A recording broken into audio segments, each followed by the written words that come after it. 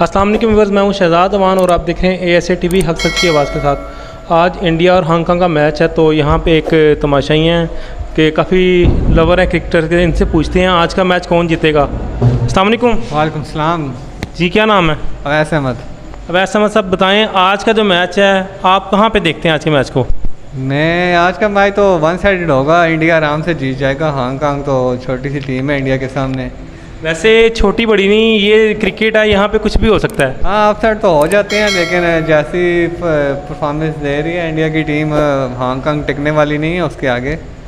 तो इंडिया मेरे ख्याल से आराम से मैच आज का जीत जाए। कल का मैच देखा आपने? हाँ जी, कल का जी देखा है। कल तो ज़ाहिर बात है अफगानिस्तान एक बहुत अच्छी टीम बन चुकी है।